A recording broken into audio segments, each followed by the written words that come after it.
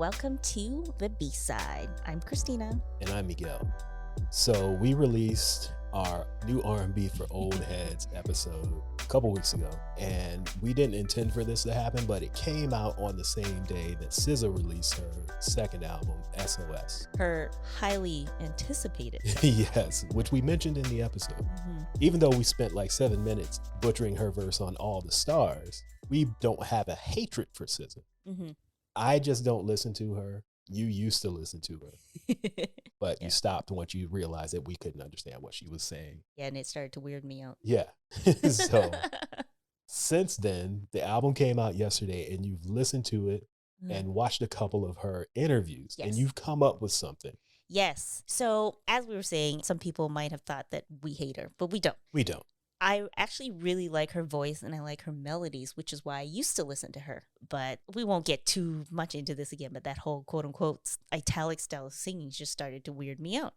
And fair. As we discussed in the previous episode, it just wasn't for us. Right. But since the release, like everybody is talking about it. And I knew she was beloved and people were anticipating it, but I didn't know it was like this. Oh, no. I have seen for months, even before the album was even mentioned as coming out, she's been getting harassed on social media about where's the album. Basically, like what happens to Rihanna has been happening to SZA as well. Yeah, so I kind of just chalked it up as like, it's just not for me. But just with everybody talking about it, and even people, I wouldn't necessarily, actually some people in our age group, but some people who are older millennials were really into it and stuff too. And I was just like, maybe I'm not too old for this. Right. So I just really wanted to understand. And I listened to a couple songs that people were talking about. And I ended up watching a couple of her interviews. And I think I finally get it. Okay. Explain. So I think she's,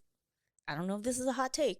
I think she's this generation's Mary J. Blige. And I'll tell you why. Okay. I'll tell you why. I can't deny it because I'm not of this generation. Right. But I'm willing to hear you out. I'll tell you why. Okay. So I started off with listening to a couple songs, like I said, and I was like, all right, the production is good. Like I said, her voice is nice. And she does sound like she is singing a little clearer for us. Well, clearer to us. All right. Not for us, because this ain't for us. It is. We're not the target audience. So I was like, okay, maybe I'll give this a chance. And then I ended up watching an interview with her on Hot 97. She's doing her album promo stuff. And the first thing I noticed is that she is doing this interview from bed. And when I say from her bed, I'm not talking about this sort of like, look how cozy my apartment is aesthetic. Like she's literally just laying in bed. She's got a pillow over her stomach. There's no like fancy decorations or anything. It's just literally her in bed. She looks like she got a little makeup on or something. Right. So she's not like, I just woke up, but she's like just I'm not coming to your studio. I'm doing this from here. In bed.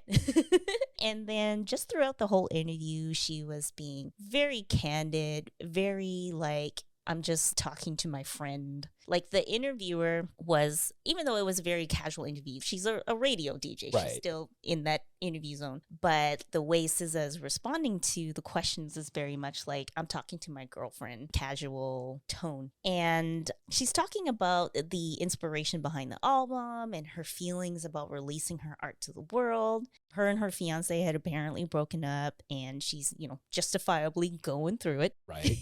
And it's all coming out through the music. And just also dealing with the pressures of releasing a second album because everybody wants it to be great. Right. So obviously she's feeling a lot more pressure. And just the pressures of being a public figure. And it just clicked while I was watching this interview of her in bed, just being very unapologetic and candid. I'm like, I think this is how I felt about Mary J. Blige. Okay.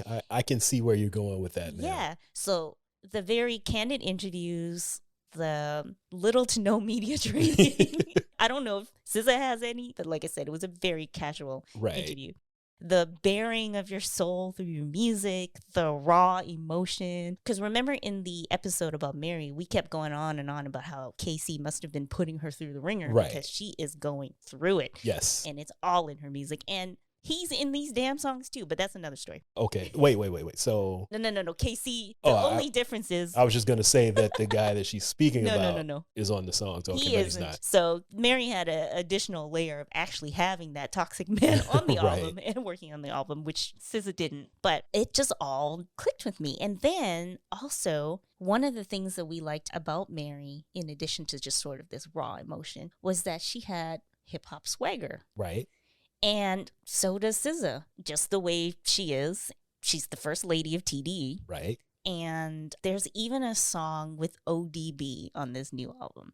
That is so random. I meant to listen to it because I was like, what? So I haven't heard it yet, but she was talking about it in the interview because they asked her, how did she get this sample? Right, because why would she have a ODB song in 2022? Exactly. And also, like, where did this verse come from? Yeah. So she said that Rodney Jerkins had some documentary footage and he let her use it. And she had mentioned something about talking to ODB's estate about using it as well. So the fact that she would even want an ODB verse right. on her album, I'm like, maybe this can be for me, right? Okay, you're starting to swing me back to the other side. Yeah. Now. Keep going. So she's got that. And then she also has a song, which I did listen to, where she does a little rapping. And I was like, okay, I guess you can't rap in italics because it was all right. You know what? If you tried really hard, you probably could. I'm going to say, yes, you can, because Bone Thugs and Harmony exists. True. Yes, you can. You can. But I was like, okay, I can get with this. And not only did she, I don't know, maybe channel her inner, what was the rapping name that Mary used? Brooklyn. This was over a beat that was produced by one of our favorite internet nephews, turned super producer. Okay, who that? Jay Versace. His career pivot has been so interesting. And his style of production is very old head friendly. It is. So I was like, okay, I like this beat. And I wouldn't call SZA a rapper, but I was like, I could get on board with this. All right. So I was like, okay, I think for me as an older person, I was like, I really think SZA is this generation's Mary J. Blige. You know what? When you lay it out like that, because when you first said it, I was ready to say that you're crazy and we may have to separate after this. But you've pulled it all together and you're kind of bringing me around now. So I think I might have to give this a listen. Yeah. One more thing to solidify this. I feel like Control was What's the 411, where she came out, presented herself. And then from what I'm hearing people saying about SOS, this is her My Life. Because like I said, she just broke up with her fiance, which, you know, the relationship stuff. Right. And the interviewer asked her, is there anything at all that you want us to take away? And her response to that, I feel like the general theme is I'm pissed. So I hope that that is understood. Okay. So that's what she wants us to know about SOS. All right. There's a lot of relationship angst, working out your personal issues in these songs. I mean, what does that sound like? It sounds like my life. It does. If you just describe it that way, it's my life. Yeah. So I'm definitely going to give this album a good listen with a more open mind. Now, I do like her voice.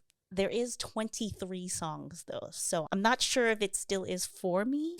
Right. And if it isn't, it's because I'm old and I already have my Mary J. Blige. Yeah, and I'm going to say if you have an album with 23 songs on it, it's going to take me a while to get through it because I can't give you that much time. My time is precious and I can't be sharing it with SZA. So I will take it in chunks, but I will listen to it with the information that you've given me. I'm going to listen to Control and then I'm going to listen to SOS and see if it connects. Same here. With the What's the 411 and My Life. Yeah. As you're presenting to us right now. Yeah. And I hope she finds peace eventually, as Mary J. Blige seems to have found her peace and she is fully in her dress and rest era. She is. So she's got all the boots. She's got all the wigs. Yep. She's just on dress and rest. Dress and rest. And hopefully SZA will find her own dress and rest era as well. We will see. We will come back and give an update. Well, at least I will give an update because you've already given us the blueprint to work with. I will give my update at some point in a future episode. Yeah, so any SZA fans who took this the wrong way, like, calm down. It's just, I didn't say I hated her. I just said that this style is weird to me. And I fully recognize it's because I'm old. Yes. But I'm going to give it a third chance. Because I've given her a second chance. It didn't work. So I will give it a third chance with this new information and see if I can be swayed. I'm leaning towards it just based off of your descriptions. And like I said, in that episode, I get all of my new music recommendation from trusted sources. So I mean, we're both kind of giving her a third try. Well, you were on board at first. I was on board at first. So and then jumped off. I've never been on board. So that's the difference. At some point in 2023, because we're not doing any more episodes this year, I will let you know if I'm hashtag Team SZA or not. I've got 1 foot back in. Every time I try to get out, they pull me back in. Yep. Is that where you are? Pretty much. All right. Let me see if in 2023, both feet will be back. All right. Got anything else you want to say? Nah, I think that's my maybe hot take. All right. See if it's as flaming hot as you say it is. Yeah, so now hopefully I didn't piss off Mary J. Blige fans. Like, the nerve of you to compare her. So I don't know. Whatever. So now you have another battle you need to fight. I'm just saying, in order for me to understand it, I had to put it in these terms. Okay, I get it. And that's it. That's all. All right, so we'll get back to you guys on that. And we out. We out.